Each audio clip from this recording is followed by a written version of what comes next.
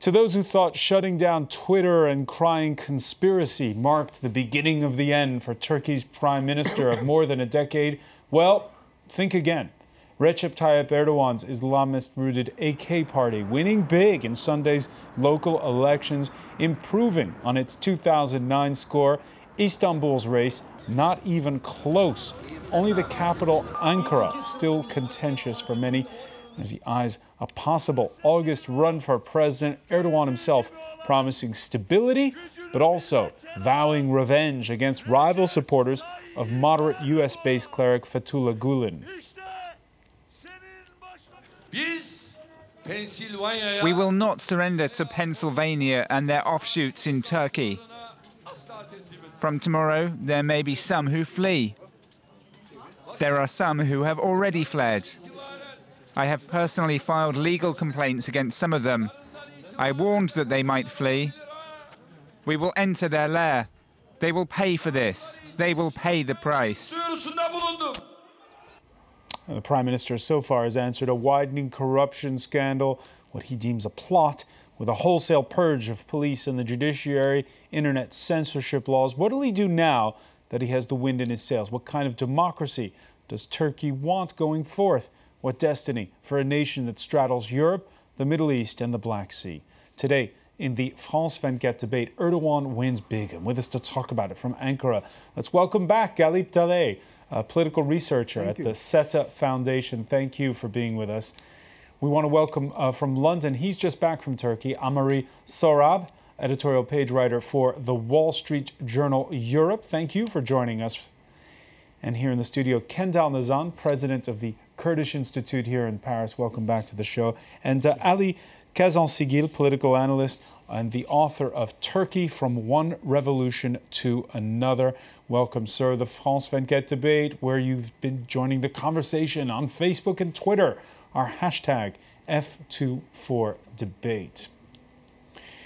Let's start with the latest. And the latest is that earlier there were tear gas, water cannons to disperse protesters in Ankara, demonstrators loyal to the opposition who've been demanding a recount there. To get a picture of the situation in the capital, let's first go to correspondent Jasper Mortimer.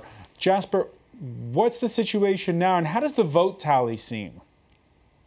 Well, it's been very dirty elections all across the country, Francois. You know, in the past 2 days, 2 candidates have been shot. One of them was killed. Police arrested 15 people for that killing. Among them was the candidate who defeated him.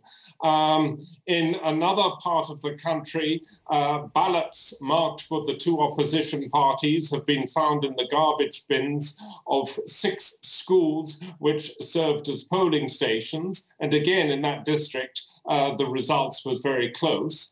Here in Ankara, many people have been dismayed by the AK Party victory. They had pinned their hopes on the opposition candidate Mansur Yavaş coming home first. And in fact, he lost by less than 25,000 votes in a city where 2.8 million people voted.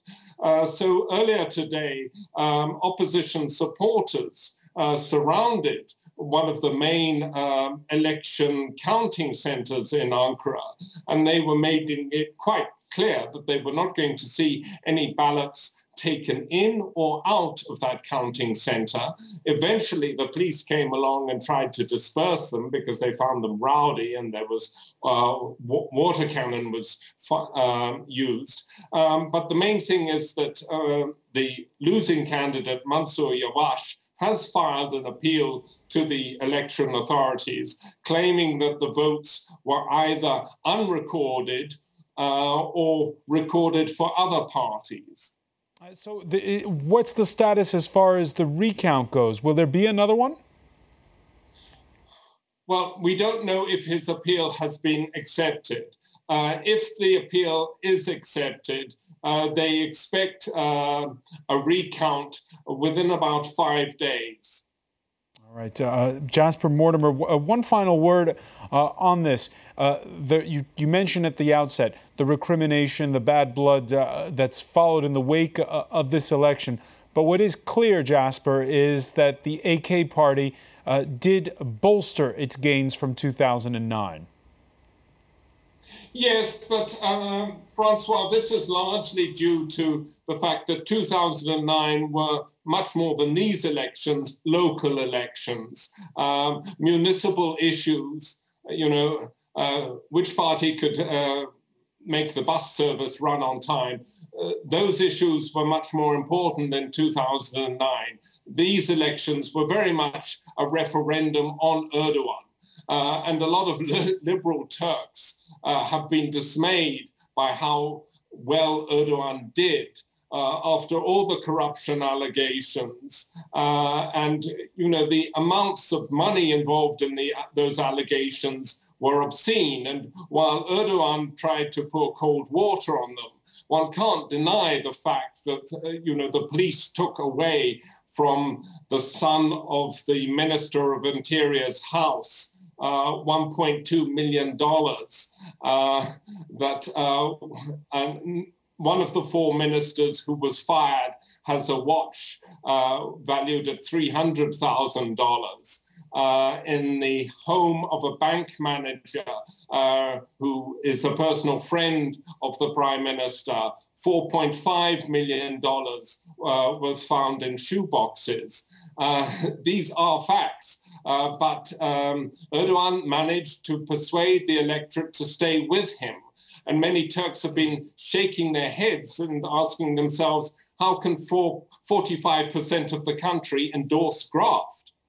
All right, Jasper, Mortimer, we're going to put that question to our panel. Thanks for joining us from Ankara. A lot of comments already coming in, and a very polarized electorate in Turkey. Murat writing, if stealing votes makes you a winner, then the AK party certainly won. But in most democratic states, vote rigging is considered illegal. Galip, DALAY, your thoughts on the acrimony that we've witnessed around these, what, as Jasper says, what were billed as local elections, but in effect turned out to be a national referendum? Well, indeed, it is turned into a referendum. I mean, during the election, during the preparation to the election, we haven't talked about local issues. We haven't talked about services. We haven't talked about infrastructure. Instead, what we have talked was about the big political issue, macro political issues. So because of the, especially like starting from the Gezi Park protest, the political climate here in Turkey was very tense, and especially after the graft probe of December 17, it basically reached a climax. Afterward, whatever that this local election meant normally did not have the same meaning, because it all of a sudden turned into a referendum. So once it turned into a referendum, then no one focused on the issues that pertain to local administration. All right, another comment coming through to us, Michal, saying Erdogan never got the 50% of the votes he aspired for. Nonetheless, he did a lot better than in 2009. AHMARI, Sohrab, you were in Istanbul. Tell us a little bit how the build-up to the election compared to the results. Well, thank you for having me. Just as a note, my first name is Sohrab, but that's okay. Well, I went to a number of rallies, and I was really impressed by the number of people that the opposition could turn out in Istanbul and Ankara. So really the question was, isn't why did Erdogan win, but why did the opposition lose?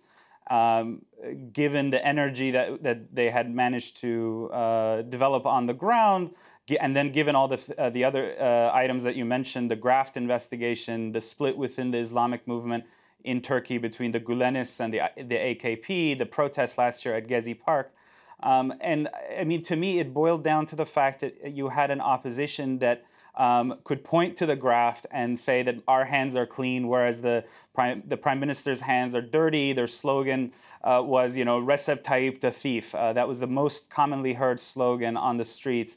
but it clearly was not enough to persuade the majority of Turkish voters, especially in the Anatolian heartland, to vote against a man who, you know, for good or ill, has delivered a decade of economic growth at a fast clip, 8%, 9%. It slowed down a little bit, but Turkey still grew at about 4.5% last year, which is a growth rate that is the envy of many established economies in the West. And Sohrab, can you answer the question that our correspondent Jasper Mortimer put earlier, is why didn't it seem to faze voters more than usual, the fact that there was this graft probe? Well, it seems to me, I mean, the core set of AKP supporters and supporters of Mr. Erdogan who have this emotional investment in him, and they refuse to believe anything ill about him.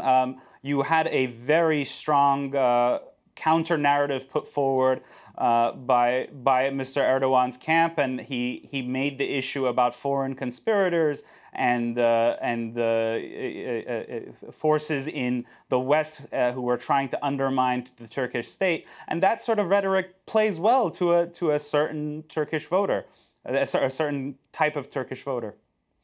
Nearly 46% of the vote for the AKP, a resounding win in Sunday's local elections. Let me get your reaction, Ali KAZANCIGIL. The results that we're seeing there for these local elections, do they give the Prime Minister a clear mandate going forth? Well, given the context of the corruption, etc., I think this is a rather extraordinary score, 45, 46%. Are you doubting it? Sorry? Are you doubting it? No. There may have been, you know, problems here and there. In Ankara, for instance, there's a constant contestation we've seen, but the general victory cannot be rejected. It's there. So Erdogan is a very strong leader, very charismatic. He speaks very well, and he established a relationship with particularly the Anatolian voters. And as one of your journalists said, in the last 10 years, the per capita income in Turkey was multiplied by 3. The poverty rate went down from 28 to 18%. So these figures do not concern the westernized, modernized elites of big cities in Western Turkey. This is the majority of the population. And they have, the polls in past elections have shown always that the Anatolian voters voted for Erdogan. The first reason for voting for AKP was the successes in the economic and social policies. I remember the 2007 figure, 80% of the AKP voters gave this reason. As the reason. But of course, the whole campaign, and I'll put this to you, Kendal, NEZAN, the whole campaign was us v them. We heard at the outset Erdogan talking about rooting out the enemy from its lair, the Gulenists, the supporters of that Pennsylvania-based cleric. In the end, was the power of the supporters of Fethullah Gulen overplayed, or was it just a case where Erdogan was able to energize his voters? I think the influence of Gulenist movement was very limited. They are in very strong power positions inside the judiciary and the police. But people who went to the ballot, they voted for Erdogan for 2 main reasons. One of them is the economic improvement in the last 10, 11 years, which is really very important in their daily life. All people have now pensions, they have the social security, there are a lot of roads, universities, including in the Kurdish areas. So people know that in Turkey, every government, especially the other governments, were also corrupt. There was cronyism under the People's Republican Party governments, but there were more than corruption. There were also oppression of people who were Muslim believers or Kurds and others. So those people don't believe in the opposition's promises. The second fact is that there is no alternative to Erdogan. Many people are tempted to vote for something else, but there is no alternative. They don't want to go to the old Republican People's Party, and the other option is the far-right ultranationalist movement. So at the end of the day, they said, okay, Erdogan was able to provide more services, improvement in the daily life, so they voted for him. All right, and agreeing with you is one viewer saying the reason why Erdogan won is a simple one. His opposition, CHP, he's not good enough to get elected, something that Sohrab AHMARI touched on a short while ago when we were talking about it. But that brings us to the next step. What's next for the Prime Minister, this man who's been in power for more than a decade? Galip DALAY, is it now a self-evident truth that Recep Tayyip Erdogan is the next president of Turkey? Well, definitely right now he has a strengthened position.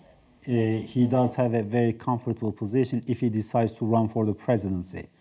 And I do expect I do expect that he is going to run for the presidency. But we also should leave a trace of caution here. We should not declare it with certainty, because in the end, what Erdogan wants is to remain at the helm of Turkey, to chart the direction of the country. So if he believes and if he thinks that he can do this from the presidential office, then he will run for the presidential office. But if he thinks that running for the presidential office means that he will be, his chances of charting direction of Turkey will be limited, then I do think that he will have a second thought and reevaluate the issue, reevaluate his decision for running for the presidency. Do you see a reform of the Constitution to make the presidency more powerful before that August election? Well, I don't see any such change to the Constitution before the presidential elections. But we don't know what will happen after the presidential election. We might witness to change of the Constitution after the presidential election, because it's not just for the increasing the power of the presidential office, but the demand for a new constitution has been going on in Turkey forever, and that was one of the main promises of AK Party in coming to power, and it has still, due to the climate in Turkey, it hasn't still fulfilled this promise, because it is essential the new constitution, as I said, not just for the presidential, for the power of the presidential office, but in solving the Kurdish issue, in settling the Kurdish issue, in the final settlement of the Kurdish issue also requires and that's one of the issues we'll broach when we come back. We're going to take a very quick break. You're watching the France 24 debate.